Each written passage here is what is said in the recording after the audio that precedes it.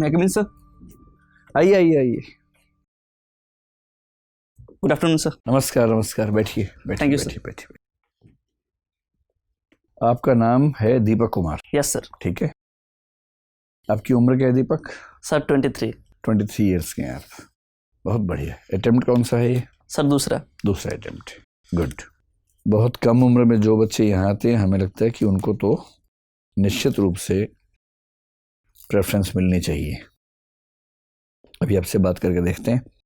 पहले आप अपने बारे में कुछ ऐसा बताइए कि उसके बाद हमें ये पढ़ना ना पड़े। आपका फॉर्म? सर मेरा नाम दीपक कुमार है। मैं बिहार राज्य के कैमूर जिले का निवासी हूँ। ठीक है। मैंने अपना स्नातक इतिहास विषय से मगध यूनिवर्सिटी से किया है। ठीक है। और मैंने यूपीएससी के दूसरे प्रयास में इंटरव्यू सेशन तक पहुँचा है सर। कुछ आपकी रुचि वगैरह हो?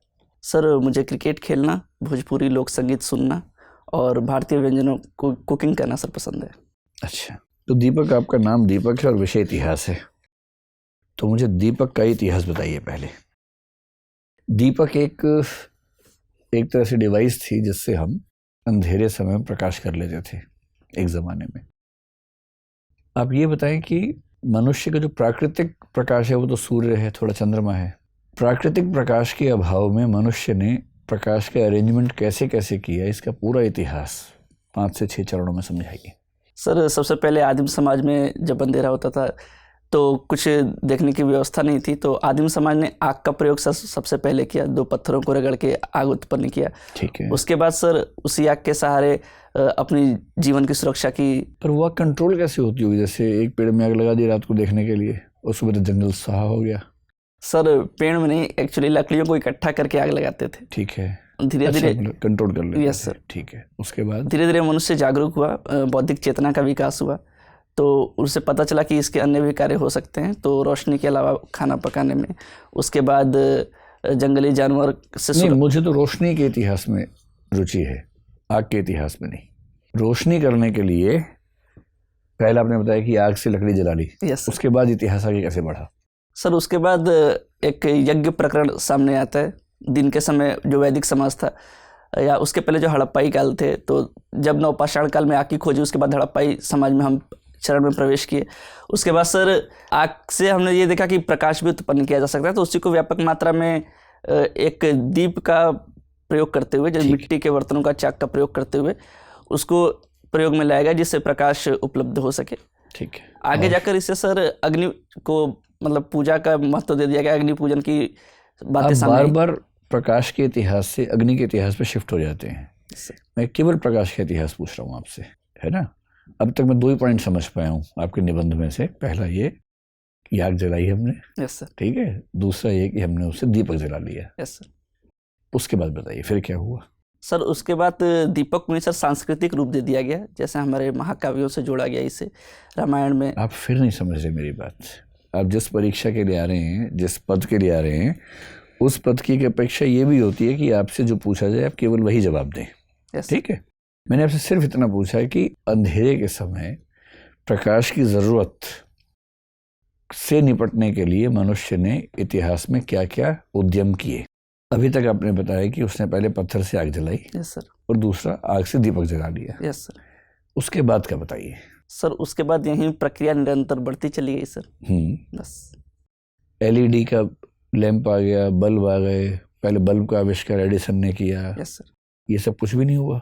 सर मशालें बनी, वो सब नहीं हुआ इसमें? सर मुझे लगा आपने केवल दिए के उपलक्ष्य में पूछा है। नहीं, मैंने तो कहा कि मनुष्य के सभ्यता का इतिहास पूछा, प्रकाश का इतिहास पूछा। अच्छा चलिए, कोई बात नहीं। अब आप ये बताएं कि आप गोंड जनजाति से आते हैं, है ना। गोंड जनजाति का मुख्य इलाका तो मैंने सुना कि मध्य प्रदेश है, थोड़ा सा इलाका बिहार भी है। गोटुल क्या होता है?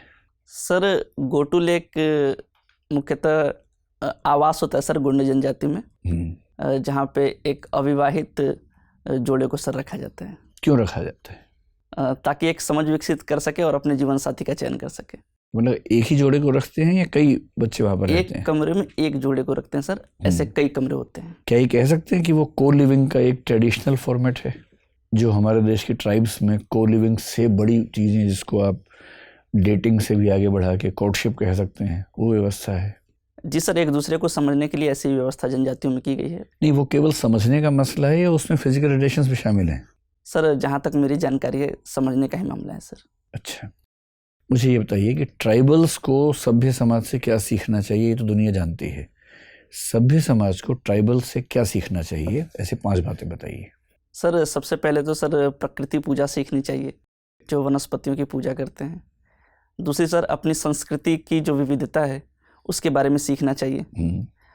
तीसरा सर सबसे बड़ी बात आमतौर पर भारत के सभी ट्राइब्स में देखी जाती है, एक जो लैंगिक समानता का पक्ष है बहुत बढ़िया, वो सीखना चाहिए। ठीक है।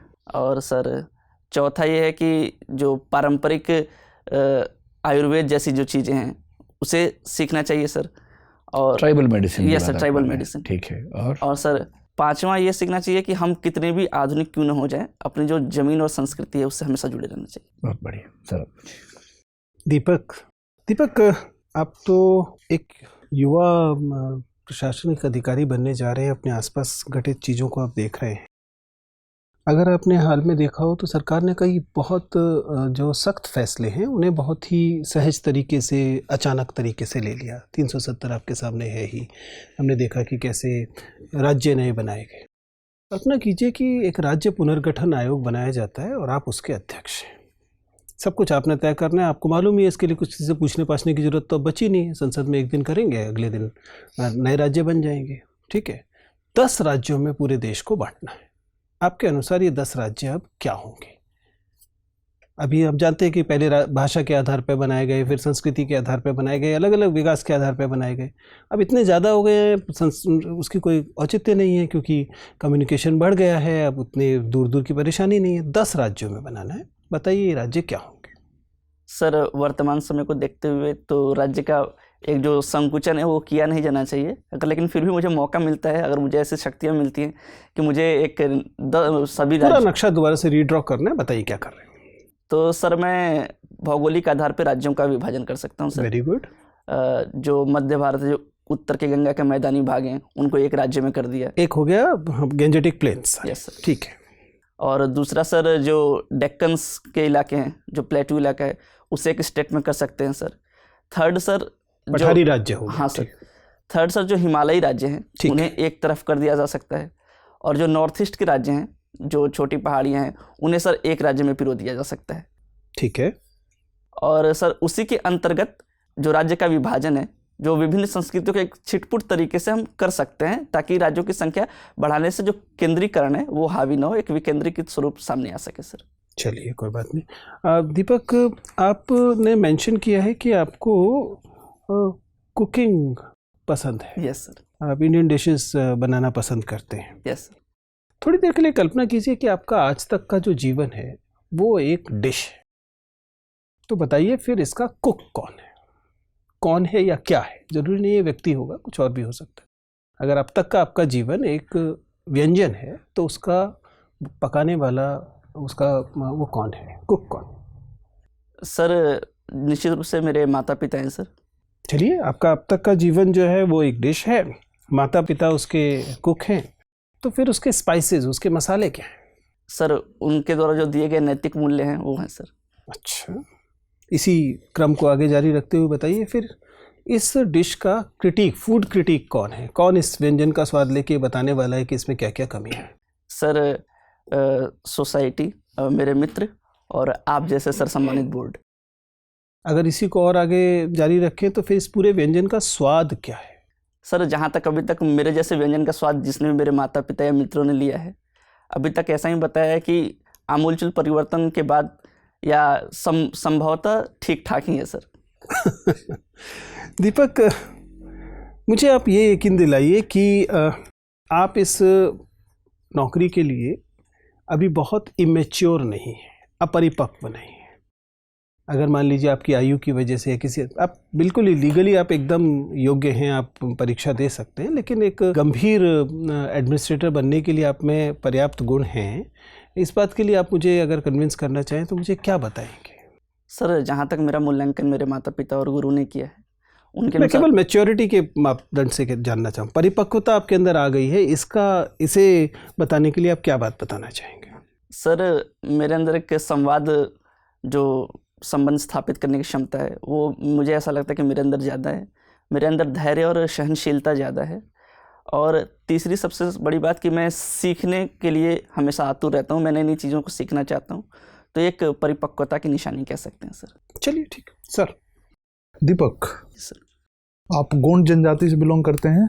सर गोंड जनजाति की कुछ विशेषताओं को बताइएगा। सर गोंड जनजाति की सबसे बड़ी विशेषता यह है सर कि जो क्लॉक होता है, जो नॉर्मल क्लॉक होते हैं और गोंड जनजाति क्लॉक होते हैं, और सर इरिवर्सेबल होते हैं। जैसे हम 12 1 2 3 4 करते हैं तो वहाँ पे घड़ियाँ उल्टी क्रम में चलती हैं सर, 12 से फिर 11। ऐसा क्यों? सर ऐसा एक पीछे एक साइंटिस्ट रीजन माना जाता है कि जैसे पृथ्वी के घूर्णन करने की परंपरा है जो पूर्व से पश्चिम की तरफ चलती है, तो पृथ्वी किधर चलती है? सर क्लॉकवाइज जो चलती है, जो मतलब कि पृथ्वी क्लॉकवाइज चलती है सर, सॉरी एंटी क्लॉकवाइज चलती है सर। मुझे इसके बारे में अभी पूर्णतः जानकारी नहीं, लेकिन पृथ्वी के घूर्णन की दिशा में उस क्लॉक को डिजाइन किया गया है सर। अच्छा, ये बात है। गोंड जनजाति मतलब एस्ट्रोनॉमी को लेकर बड़ी विकसित मानी जाती रही है। क्या कोई योगदान है, कोई योगदान है एस्ट्रोनॉमी में, खगोल शास्त्र में? हाँ सॉरी सर। अच्छा, इसके बारे में। गोंड जनजाति रावण की पूजा करती है। हाँ सर। ऐसा क्यों? सर मुख्यतः ये मंदसौर के इलाके के जो गोंड जनजाति है वहाँ पे सर रावण की पूजा की जाती है। ऐसा माना जाता है कि जो मंदोदरी थी वो वहाँ की मतलब कि कन्या थी जिनका विवाह रावण के साथ हुआ था, तो इस वजह से रावण की पूजा की जाती है। रावण के कुछ नैतिक मूल्यों के बारे में बताएंगे जिसको जीवन में अपनाना चाहिए? सर रावण ने भले ही एक स्त्री का हरण किया लेकिन बिना उसकी अनुमति के उसे छुआ तक नहीं, ये उसका नैतिक मूल्य का सबसे बड़ा उदाहरण है सर। मतलब अपहरण कर लो, छुओ मत नहीं, एक उसको अगर उसका वश चलता तो वो अपहरण करके कुछ बलपूर्वक कार्य भी कर सकता था, लेकिन उसने अपने संयम को दिखाया। तो इतना ही नैतिक था तो उसको पूछकर ही ले जाना चाहिए था कि चलना चाहती हो कि नहीं? जी सर, जरूर ऐसा करना चाहिए था। कुछ और? दूसरा सर, जो एक उसे ज्ञानी माना जाता है, एक वो भी सर कहा जा सकता है। अच्छा। सर में ठीक है, ये गोंड भाषा जो होती है ये किस परिवार की है? मतलब ह्यूमनाइड के बारे में सर शायद ऑस्ट्रोलाइड है सर। ऑस्ट्रोलाइड है, द्रविडियन है, आर्यन है, किस परिवार की भाषा है? सर एस्ट्रोलाइड है शायद। ऑस्ट्रोलाइड है। अभी सर से आप बता रहे थे कि अपनी परंपरा संस्कृति को संरक्षित रखना चाहिए। दोनों में कोई अंतर होता है या ऐसे ही है? संस्कृति और परंपरा में कोई अंतर है? सर जो संस्कृति होती है, परंपराओं का ही एक अग्रिम रूप बोल सकते हैं उसे, जो लंबे समय तक चली आती है, उसे ही संस्कृति का नाम दे दिया जा सकता है। उदाहरण, परंपरा और संस्कृति को अलग अलग करने वाले कुछ उदाहरण बता सकते हैं? Sorry sir. अच्छा, केवल सैद्धांतिक रूप से ये। आप बिहार के जिस जिले से हैं ये उत्तर प्रदेश के किस जिले से लगता है? सर चंदौली से सर। चंदौली से लगता है। इसको अलग कैसे किया जाता है? वहाँ पे एक नदी है कर्मनाशा, कर्मनाशा तो नदी वहीं विभाजन करती है। कहाँ से निकलती है? सर कैमूर पहाड़ी से सर। कर्मनाशा नदी की कुछ मान्यताएं हैं जो उसको अपवित्र माना जाता है, ऐसा कुछ है, सुना है आपने? Yes, क्या है वो? सर उसे ऐसा माना जाता है कि जब उसका फ्लो हो रहा था तो उसके रास्ते में जो भी गांव थे, जो भी बस्तियां थी, उसे उजाड़ते हुए उसने अपना मार्ग बनाया है, तो उसे अपवित्र माना जाता है सर। तो चलिए, ये तो एक मतलब मान्यता हो गई जो वैज्ञानिक होगी नहीं। वैज्ञानिकता क्या है? इस नदी के फायदे क्या हैं? सर ये नदी जंगलों से बहते हुए आती है, तो एक जो प्रजाति संरक्षण का कार्य है वो इस नदी में आसानी पूर्वक किया जा सकता है। कौन सी प्रजाति रहती है विशेष रूप से कर्मनाशा में? मगरमच्छ सर। तो मगरमच्छ केवल कर्मनाशा में ही रहते हैं? सर मतलब उस इलाके में कर्मनाशा में रहते हैं सर। कर्मनाशा में। और सर ये नदी छिछली है सर, ऊपर से छिछली है बट अंदर से गहरी है, तो जो नौकायन है, जो मैदानी इलाकों में नौकायन है, वो सर आसानी से हो जाता है। भभुआ को क्या फायदा है कर्मनाशा से? सर सिंचाई क्षेत्र में सर। ये कहाँ जाके मिल जाती है, किस नदी से मिलती है जाके? सर बक्सर के समीप गंगा नदी से सर। अच्छा, ठीक है। गोंड पेंटिंग के बारे में क्या राय आपकी, क्या जानते हैं आप? सर ऐसा कोई प्रमाणिक पेंटिंग तो मिला नहीं है, तो इसके बारे में ज़्यादा जानकारी नहीं है सर। ठीक है दीपक। दीपक, मुझे ये बताइए कि फाइनेंशियल एक्शन टास्क फोर्स के कितने मेंबर हैं और इसका मुख्य कार्य क्या है? सर मेंबर के बारे में जानकारी नहीं है, लेकिन मुख्य कार्य है कि जो राष्ट्र आतंकवादी गतिविधियों में वित्त पोषण करते हैं उन पे सर अंकुश लगाने का कार्य है। अच्छा, इसमें 2 तरीके की लिस्ट हैं, ग्रे लिस्ट और ब्लैक लिस्ट। तो किन देशों को ग्रे लिस्ट में डाला जाए और किन को ब्लैक लिस्ट में? सर, क्या कारण है, उसका क्राइटेरिया क्या है? सर मुझे अभी रिकॉल नहीं हो पा रहा, लेकिन मैं अनुमान कर सकता हूँ सर। बताइए। सर ग्रे लिस्ट इस वजह से डाला जाता है कि उन पे एक आतंकी वित्त पोषण का शक या संदेह हो, और ब्लैक लिस्ट इस वजह से डाला जाता है ताकि इसकी पुष्टि हो सके कि सच में वो आतंकी वित्त पोषण में शामिल है सर। ठीक है, आप मुझे ये बताइए कि वेस्ट एशिया में या मिडिल ईस्ट जिसको कहा जाता है, उसमें कहाँ कॉन्फ्लिक्ट चल रहा है? सर मुख्यतः सऊदी अरब और ईरान में सर। ये कॉन्फ्लिक्ट क्या ये सऊदी अरब या ईरान के जोग्राफिकल एरिया में चल रहा है या और कहीं चल रहा है? सर और कहीं सीरिया में भी चल रहा है सर कॉन्फ्लिक्ट। उसके बाद सर जो यमन में है हुती विद्रोह हुआ था, वहाँ भी सर कॉन्फ्लिक्ट चल रहा है। यमन विद्रोह में कौन से दो देश शामिल हैं? सर शायद सऊदी अरब और यमन सर, शायद, मुझे पूर्णतः जानकारी नहीं है। अच्छा, प्रॉक्सी वॉर से क्या समझते हैं? सर प्रॉक्सी वार का मतलब अघोषित युद्ध होता है सर, जो दो देश या दो राष्ट्र बिना घोषणा के युद्ध करते हैं। इसका कोई उदाहरण दे सकते हैं जहाँ ये हो रहा हो? सर देशों का उदाहरण अभी याद नहीं है सर। ठीक है, आप मुझे ये बताइए कि इजराइल और पैलेस्टाइन मामले में भारत का क्या स्टैंड है, foreign policy stand? Sir Bharat हमेशा से द्विराष्ट्र का समर्थक रहा है और इजराइल और फिलिस्तीन दोनों अलग अलग राष्ट्र होने चाहिए सर। ठीक है, मुझे ये बताइए कि अभी पीवीटीजीज जो हैं, भारत में कितने ट्राइब्स को पीवीटीजीज का दर्जा दिया गया है? सर 75। और इसका क्या क्राइटेरिया है? सर सबसे बड़ा क्राइटेरिया है कि वो एक आदिम जनजाति हैं, घुमंतू हैं, खाना बदोश हैं। उसके बाद सर इनकी जो जनानिकी की है वो लगातार कम होते जा रही है। क्या गोंड को भी ये दर्जा प्राप्त है? नहीं सर। अच्छा, किस स्टेट में सबसे ज़्यादा पीवीटीजीज है? सर मैं अनुमान लगा सकता हूँ बताइए। शायद सर झारखंड में सर, शायद। ये पढ़ लीजिएगा, ठीक है। मुझे ये बताइए कि कोर्ट ऑफ रिकॉर्ड्स क्या होते हैं? सॉरी सर, अभिलेख न्यायालय। अभिलेख न्यायालय सर, न्याय उच्चतम न्यायालय या उच्च न्यायालय के किसी भी जो फैसले होते हैं उनको सर उससे निचली अदालत एक मतलब अभिलेख के रूप में प्रस्तुत करती है कि उच्चतम न्यायालय या किसी न्यायालय ने ऐसा फैसला दिया सर। ठीक है, आपको क्रिकेट खेलना पसंद है? जी सर। मुझे ये बताइए कि बैटिंग क्या क्रिकेट में लीगलाइज कर देने से ये जो मैच फिक्सिंग वाली हम समस्या देखते हैं इस पे अंकुश लगेगा या और बढ़ जाएगी? सर जहाँ तक मेरा मत है, मेरा व्यक्तिगत मत यह है कि जहाँ तक आपराधिक उद्दीपन से जुड़ाव ना हो तो क्रिकेट में सर बैटिंग को लीगलाइज कर देना चाहिए। इससे आपको नहीं लगता कि मतलब और ज़्यादा ये मैच फिक्सिंग वाले केसेस बढ़ जाएंगे? सर अगर बैटिंग को हम लीगलाइज करते हैं तो आपका भी ये कहना सही है, लेकिन ये भी तो हो सकता है सर कि अगर उसे लीगलाइज कर दें तो वैध तरीके से लोग ज़्यादा बैटिंग करें तो वो फिक्सिंग की घटना कम भी हो सकती है सर। अच्छा, इंडियन विमेन क्रिकेट टीम की कैप्टन कौन है? सर वर्तमान समय में हरमनप्रीत कौर सर। अच्छा, और विमेन क्रिकेट टीम अभी हाल में कौन सी जगह खेल रही है? सर T20 वर्ल्ड कप खेल रही है और न्यूजीलैंड में या ऑस्ट्रेलिया में शायद ये कॉन्फ्लिक्ट है सर। ठीक है, ये सेना कंट्रीज किनको कहते हैं? क्रिकेट के संदर्भ में है सेना, SENA। Sorry sir. दीपक, आप अभी ग्रे लिस्ट की बात कर रहे थे, मुझे बताइए कि अभी हाल ही में स्वच्छ भारत मिशन में एक चीज़ हम एक टर्म यूज़ कर रहे हैं, ग्रे वोटर का यूज़। ग्रे वोटर क्या होता है? सॉरी सर, इसके बारे में जानकारी नहीं है। अच्छा, European green deal. Sorry sir. अच्छा, ग्रेट ग्रीन वॉल राजस्थान के। सर मैं अनुमान लगा सकता हूँ। लगाइए। सर ये शायद शिक्षा से संबंधित है सर, शायद। नहीं, आप पढ़िएगा। Green box subsidy. Sorry sir. Amber box subsidy. Sir ये जो भारत की जो 3 सब्सिडियाँ हैं उसके अंतर्गत आती है सर। भारत की 3 सब्सिडियाँ सर WTO के अंतर्गत जो मान्यता प्राप्त है सर उसके अंतर्गत आती है। क्या होता है एम्बर बॉक्स सब्सिडी? इसके बारे में जानकारी नहीं है सर, अभी रिकॉल नहीं कर पा रहा हूँ। अच्छा, मुझे ये बताइए कि कार्बन क्रेडिट क्या होता है? सर जो राष्ट्र अपने कार्बन पूल का जो उपयोग होता है, जो कार्बन कंजप्शन है, उसको अगर तय सीमा से अगर कम करते हैं तो वो अपने शेष बचे हुए कार्बन को या कार्बन पूल को किसी दूसरे राष्ट्र को बेचकर कार्बन क्रेडिट प्राप्त कर सकते और 21 एग्रीमेंट 21 प्रोटोकॉल के तहत ये कार्बन क्रेडिट किया जाता है? हैं। सर शायद Paris call sir. Paris deal या क्योटो प्रोटोकॉल? सर मुझे एग्जैक्ट नहीं पता। Montreal protocol? यस सर, ये ओजोन से संबंधित है, ओजोन क्षरण से संबंधित है मॉन्ट्रियल प्रोटोकॉल। इसमें एक टर्म यूज होती है पोलर स्ट्रेटोस्फेरिक क्लाउड, PSC। ये क्या होता है? Sorry sir. अच्छा, CFCs के बारे में आप जानते हैं कि CFCs का जो यूज है उसे कर्ब करने का गवर्नमेंट बहुत सारी इनिशिएटिव ले रही है। बता सकते हैं कि CFCs क्या होते हैं? सर ये एक क्लोरोफ्लोरोकार्बन इसको बोला जाता है, जो मुख्यतः ओजोन क्षरण में सहायक गैस होती हैं, उनका एक समूह है सर। ये किस किस जगह हम यूज़ करते हैं जहाँ पे हमें कर्ब करना है, किन किन प्रोडक्ट्स में? मुख्यतः सर कंडीशनर, एयर कंडीशनर चीज़ों में यूज होता है सर।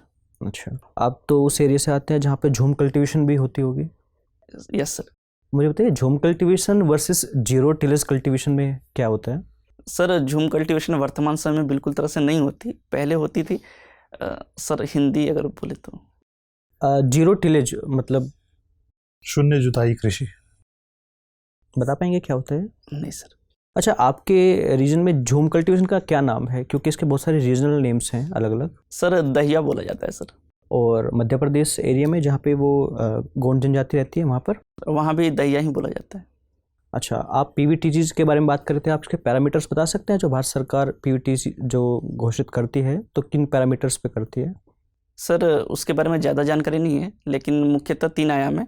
अगर जनजाति आदिम हो, और दूसरी कि उसका जनांकिकी लगातार कम होते जा रहा हो, और तीसरा वो अभी भी समाज की मुख्य धारा से दूर हो। अच्छा, मेरा लास्ट क्वेश्चन है, मुझे बताइए कि अमृत सिटी और एक स्मार्ट सिटी में क्या अंतर है? Sorry sir. दीपक, एक वाक्य मैंने कहीं पढ़ा था एक बार कि हम क्रिकेट नहीं खेलते, क्रिकेट हमें खेलता है। क्या सेंस हो सकती है इस वाक्य की? सर जहाँ तक मैं अनुमान कर रहा हूँ तो ये एक टीम भावना से परिचालित चीज़ें हो सकती हैं सर। मैं फिर से वाक्य बोलता हूँ, हम क्रिकेट नहीं खेलते, मैं थोड़ा चेंज कर रहा हूँ वाक्य को, हम क्रिकेट नहीं खेलते, क्रिकेट हमसे खेलता है। सर ये जो भारत में मौजूदा अगर भारतीय परिदृश्य में देखें हाँ, तो भारत की बात कर रहे हैं। क्रिकेट एक सर जुनून हो चुका है भारत के अंदर का, तो ये मुख्यतः उससे लिंक हो सकता है सर। तो क्रिकेट हमसे कैसे खेलता है, क्या नुकसान पहुंचाता है हमें? सर नुकसान तो फिक्सिंग हो गया, बेटिंग हो गया, डोपिंग हो गया, इसके अंतर्गत आ सकता है सर। इससे हमें क्या नुकसान है? तो प्लेयर्स को नुकसान है इससे। तो क्रिकेट से हमारे देश को क्या नुकसान है? सर अगर फिक्सिंग या बेटिंग होती है तो जो इलीगल है अभी वर्तमान में, तो जो भारतीय अर्थव्यवस्था है उस पर प्रभाव पड़ सकता है सर। एक आंतरिक सुरक्षा का भी मैटर सामने आता है कि ज़्यादातर फिक्सिंग के पैसे जो होते हैं वो मनी लॉन्ड्रिंग के जरिए सर आर्म्स या फिर ड्रग एक्सपोर्ट में काम करते हैं, जिससे जो भारतीय आंतरिक व्यवस्था है वो प्रभावित हो सकती है सर। ठीक है, जो ट्राइबल सोसाइटी है उसको लेकर भारत सरकार की राय बड़ी डामाडोल है। एक अप्रोच ये थी कि हम ट्राइबल्स को जैसे हैं वैसा छोड़ दें एकदम, एक थी कि उनको भारतीय समाज का हिस्सा ही बना दे, और एक थी कि थोड़ा सा डिस्टेंस मेंटेन करें किंतु बहुत ज़्यादा डिस्टेंस ना रखें। ये अप्रोचेस किस किस की थी और इनमें से कौन सी अप्रोच हमने मानी, और आपकी राय में भारत सरकार ने ट्राइबल सोसाइटी के साथ ठीक बर्ताव किया या नहीं किया? सर जहाँ तक मेरा व्यक्तिगत मामला है, पहले मैं इस पे आता हूँ कि भारत सरकार ने ठीक तरीके से बर्ताव किया नहीं। तो वर्तमान में जो भारतीय नीति है जो ट्राइबल को लेके है, तो वो सर बिल्कुल संतोषजनक और सम्माननीय है। जैसा कि हम रिफॉर्म्स कर रहे हैं कि जनजातियों को उनको वन उपज का अधिकार दिला रहे हैं, एक एकलव्य मिशन शुरुआत की गई है, ग्राम सभा का कॉन्सेप्ट बीच में आया है, तो ये सारी चीज़ें सर जनजातियों को मुख्य धारा से जोड़ने के लिए बिल्कुल सहमत और सही चीज़ें हैं। और सर जैसे आपने ये कहा कि ये किस किस की अनुशंसा या क्या थी, तो सर इसके बारे में मुझे जानकारी नहीं है। ट्राइबल पंचशील का नाम सुना है आपने? जनजाति पंचशील की नीति? नहीं सर। कोई बात नहीं। भोजपुरी गीत आप सुनते हैं? इस समय कौन से सबसे प्रसिद्ध सिंगर्स हैं भोजपुरी में, फोक म्यूजिक में? सर फोक म्यूजिक में मृदुला सिन्हा है सर, मैथिली ठाकुर है और शारदा सिन्हा जी हैं सर। ठीक है, क्या वजह है कि भोजपुरी हो या पंजाबी हो या हरियाणवी हो, जो भी पॉपुलर म्यूजिक है वहाँ का, वो सामाजिक रूप से बहुत प्रगतिशील होने की बजाय बहुत ही सामंती किस्म का होता है? उसके बोल, उसके जो भाव हैं, आप इस बात से सहमत हैं कि ऐसा होता है? सर इस बात से तो मैं ये सहमत नहीं कि सामंती रूप से होता है सर, वो जो समाज की जो मुख्य चीज़ें हैं उसी को दर्शाता है सर। हाँ, लेकिन अगर समाज खुद सामंती चीज़ों में रुचि ले रहा हो तो फोक म्यूजिक भी उसमें रुचि लेगा, ये तो होगा ही सर। जहाँ तक और भोजपुरी संगीत पर तो ये आरोप सबसे ज़्यादा गहरा आरोप है सर। जहाँ तक भोजपुरी की बात है, जो बिहार में जो भोजपुरी अभी जो वर्तमान संगीत है, मैं लोक संगीत की बात नहीं कर रहा, जो वर्तमान संगीत है, तो इसे सर राज्य का प्रश्रय नहीं मिला। इसके विपरीत जो राजस्थान का लोक संगीत है उसको सर राज्य की सहायता मिली, तो वो लोक संगीत नित्य प्रतिदिन आसमान की ऊंचाइयों को छू रहा है। लेकिन जो बिहार का लोक संगीत है मुख्यतः वहाँ सर जो राज्य का प्रश्रय नहीं मिला, जिससे वो और नीचे जाता चला गया। और भूमंडलीकरण के दौर पर जो सर वहाँ के जो लोकल जो जागरूक लोग थे जो लोक संगीत को बढ़ावा देते हैं, वो अलग जगह माइग्रेट कर गए, जिसके कारण लोक संगीत का उतना व्यवहार अब प्रचलन नहीं रहा। ठीक है दीपक, आपका इंटरव्यू बस पूरा होने वाला है, बस एक आखिरी प्रश्न है, आपको एक अच्छा सा जोक सुनाना है मुझे सर। जी। अच्छा, आपकी अपेक्षा थी हम आपको चुटकुले सुनाएं? नहीं सर, ऐसा कुछ नहीं सर। एक बेटा अपनी मतलब कि दूसरे जगह से बीवी लेके आता है, विलायती बीवी लेके आता है, तो उसकी मम्मी उसको बोलती हैं कि जैसे भोजपुरी में एक लड़की टाइप की है, अच्छा काम नहीं करती, तो वो बोलती है अपने मतलब हस्बैंड से कि डार्लिंग मतलब क्या होता है, तो वो बोलते हैं कि मतलब तुम बहुत अच्छी हो। तो उसके बाद फिर वो बोलती है कि ये बहुत अच्छे से काम नहीं कर रही, परिवार का सम्मान नहीं कर रही, अच्छे से कपड़े नहीं पहन रही। तो फिर वो पूछती है कि डार्लिंग का मतलब क्या होता है, तो वो बोलता है कि इसका मतलब तुम सबसे सुंदर हो या तुम्हारा जो व्यवहार है वो सबसे सही है। तो फिर बहू ने सास के बारे में इन शब्दों का इस्तेमाल किया हाँ सर, होगा, बिल्कुल सर। उसी में हंसी आई होगी Yes, आपको। ठीक ठीक ठीक ठीक ठीक है दीपक, बहुत अच्छा लगा आपसे बात करके। क्या आप कुछ पूछना चाहेंगे हम लोगों से? नहीं सर, ठीक है, आप जा सकते हैं। Thank you sir.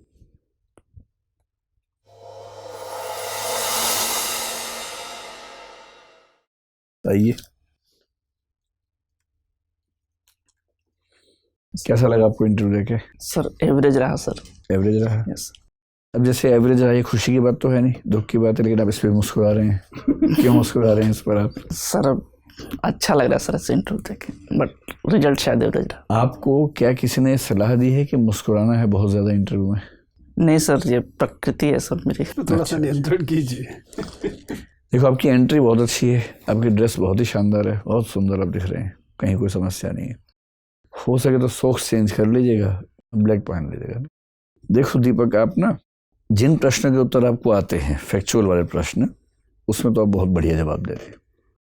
जहाँ नहीं आते हैं वहाँ आप सॉरी बोल रहे हैं। सॉरी आपका मुझे ऐसा लग रहा है कि ठीक है, बस थोड़ा सा गति कम कर दीजिए। प्रश्न सुनते खटाक से सॉरी बोलते हैं, लगता है कि आप सॉरी ही तैयार करके आए थे कि बोल के दिखा दूंगा सॉरी, ऐसा ना लगे बस, है ना। थोड़ा सा गैप लेके ये लगे कि आप कोशिश कर रहे हैं याद करने की, फिर सॉरी बोल रहे हैं, ठीक। अदरवाइज सॉरी आपका ठीक है। तीसरा है कि आप जो कहते हैं कि मैं अनुमान लगा सकता हूँ, वो मुझे अच्छा लगा कि मैं जहाँ नहीं आता आप कह रहे कि सर मैं अनुमान लगा सकता हूँ, तो आप अच्छा लगा रहे। बेशक अनुमान गलत हो जाए, जब कह दिए कि अनुमान है, गलत हो गया तो कोई दिक्कत है ही नहीं, आप अच्छे तरीके से कर रहे हैं। अच्छा, एक अच्छी बात ये भी है कि एक इमेजिनेटिव सवाल सर ने पूछा, कुकिंग मान लीजिए अगर आपका जीवन ऐसा है तो आप क्या हैं, मसाला क्या है, वो आपने बड़ा अच्छा जवाब दिया, जिसका मतलब है कि सोचने की क्षमता आपकी अच्छी है। क्या आपको इस क्वेश्चन का पहले से आइडिया था? नहीं सर, तुरंत तुरंत बनाया सर। ठीक है, तो अच्छा बनाया। लेकिन अगर तुरंत बनाया आपने, तो फिर ये बताओ कि जब मैंने प्रकाश का इतिहास पूछा तो मुझे बार बार आपको ट्रैक पे लाना पड़ा कि मैं प्रकाश का इतिहास पूछ रहा हूँ, दीपक का धार्मिक पूजाओं का इतिहास नहीं पूछ रहा हूँ। ऐसा क्यों हो रहा था? सर आपको देख के एजिटेट हो गया था सर। तो ये कोई बात देखना है। लेकिन गोटोल आपने अच्छा बताया, लेकिन गोटोल तो आपको पता होना चाहिए ना, उसमें तो सेक्सुअल एजुकेशन भी उसका पार्ट होता है। सर मुझे एक्चुअली याद नहीं था, मुझे लग रहा था कि होगा सेक्सुअल एजुकेशन, लेकिन पूर्ण नहीं था, इसलिए सर वो बोलती। अच्छा, कोई बात नहीं। लेकिन अब क्योंकि उस ट्राइब से हैं और उस ट्राइब के बहुत यूनिक फीचर्स में एक ये है कि एस्ट्रोनॉमी है, तो पता होना ही चाहिए आपको उसके बारे में। अब एस्ट्रोनॉमी का जिक्र आने पर आपने कहा कि उसकी क्लॉक अलग तरीके से है और वो पृथ्वी की गति के अनुसार है, और पृथ्वी की गति कौन सी है आपको नहीं पता है। तो जब आप खुद एक विशेषता अपनी ट्राइब की बता रहे हैं तो उसमें आपको ठीक से पता होना चाहिए, पढ़ा होना चाहिए आपने, है ना। फिर ट्राइबल पॉलिसी ऑफ इंडिया जो है वो आपको पता होनी ही चाहिए, उससे बचने का स्कोप ही नहीं है। किसी भी एंथ्रोपोलॉजी की किताब को उठा लीजिए, इंडियन एंथ्रोपोलॉजी की, उसमें ट्राइबल पॉलिसी पे अच्छा चैप्टर मिल जाएगा, उसको ध्यान से पढ़ लीजिए। फिर भोजपुरी फोक म्यूजिक वाले प्रश्न में टालो मत, बात को एक्सेप्ट करो कि हाँ सर, इन सभी राज्यों में जैसे समाज का सोचने का तरीका है वैसे उसके गीत में आता है, क्योंकि लोकगीत तो आमतौर पर मनोरंजन के लिए बनते हैं। एक दो एग्जाम्पल देकर समझाइए कि सर जैसे इसमें रंगभेद दिखता है। जैसे मैं हरियाणा से हूँ, वहाँ का सबसे प्रसिद्ध गीत है जीजा तू काला में गोरी घड़ी, रंगभेद का गीत है, इसमें क्या परेशानी है? आपकी जो कल्चर है भोजपुरी लैंग्वेज में, उसमें ऐसे कई गीत होंगे जिसमें कहीं रंग भेद होगा, कहीं जाति भेद होगा, कहीं लिंग भेद तो भरा होगा, महिलाएं केवल सुंदर वस्तु के रूप में आती होंगी। तो ऐसे कुछ उदाहरण देके आप समझाइए अगर ऐसा कोई प्रश्न पूछा जाए ना। जो सबसे बड़ी चिंता की बात है कि अंत में मैंने आपसे पूछा जोक सुनाओ, और आपने जो सुनाया है उसमें आपने एक शब्द का इस्तेमाल किया, एक आप समझ रहे हैं कि आईएएस के इंटरव्यू के बोर्ड में इन शब्दों का प्रयोग इसका क्या मतलब होगा? सर मैं तैयार ही नहीं था, मुझे समझ नहीं आया कि मैं क्या बोल रहा हूँ। ये प्रश्न इसीलिए होता है कि आप तैयार नहीं है। अगर ये भी सिलेबस में लिख के देंगे कि जो याद करके आओ, तो फिर क्या पूछने को रह जाएगा? ये जो इंस्टेंट रिएक्शंस होती हैं उससे पता लगता है कि दरअसल उस व्यक्ति का सोचने का तरीका क्या है। तो इससे अच्छा था आप बोलते सर मैं भी याद नहीं कर पा रहा हूँ। ये तो मैंने बीच में रोक दिया, वरना आप अभी 2-3 और मुहावरे बीच में लेके आते है ना। मुझे ही लगा कि मैं गरिमा का ध्यान रखूं पूरे बोर्ड की। तो भाई ऐसे शब्दों का इस्तेमाल मतलब करना तो बाहर भी नहीं चाहिए, लेकिन बोर्ड में तो नहीं करना है। Okay sir. ठीक है। और पूरे इंटरव्यू का सार ये है, मुस्कुराओ कम। अब जैसे एकदम ठीक हो, ओके सर। जितना मुस्कुराना चाहिए वहां मुस्कुराओ जहां मुस्कुराने की बात हो, वरना क्या होता है कि चुभता है। तो ये आपसे सीरियस सवाल पूछ रहे हैं और आप सुनते हुए मुस्कुरा रहे हैं, तो ऐसा लगता है कि आप इस भाव से देख रहे हैं कि हाँ पूछ ले क्या पूछेगा, बहुत देखे तेरे जैसे मैंने, ये भाव आता है मन में। तो वहाँ मुस्कुराहट चुभती है, उससे बचिए। बाकी अच्छी बात है कि आपकी एज कम है, कॉन्फिडेंस आप में ज़बरदस्त है, दिखते स्मार्ट हो। मेरा अनुमान है कि आपकी रेंज तो है बहुत शानदार। मुस्कुराओगे कम, डरोगे नहीं, इमेजिनेटिव किस्म के प्रश्नों पर अच्छा जवाब ज़रूर दोगे, भाषा ठीक रखोगे तो प्रॉपर आईएएस से नीचे कुछ नहीं मिलेगा। आपके और आपके आईएएस बनने के बीच में एक ही व्यक्ति है बस, वो आप ही हैं। Okay sir. ठीक है, डरो मत। ये जोक यहाँ सुन लिया अच्छा हुआ ना, कल को वहाँ सुनते इसका पूरा पर्पस यही है ना कि यहाँ वो गलतियाँ पकड़ में आ जाए जो वहाँ नहीं होनी चाहिए। तो मेन काम मुस्कुराहट कम रखनी है, ओके सर। ऐसी भाषा का इस्तेमाल नहीं करना है, जो पूछें टू द पॉइंट वही बताइए, घूमिए मत दाएं बाएं। और नॉलेज आपकी ठीक है, बस ट्राइबल एस्पेक्ट में थोड़ा सा पढ़ लीजिए, बाकी सब ठीक है एकदम। ठीक है, all the best. Thank you sir. IAS बन के ही लौटना। Okay sir.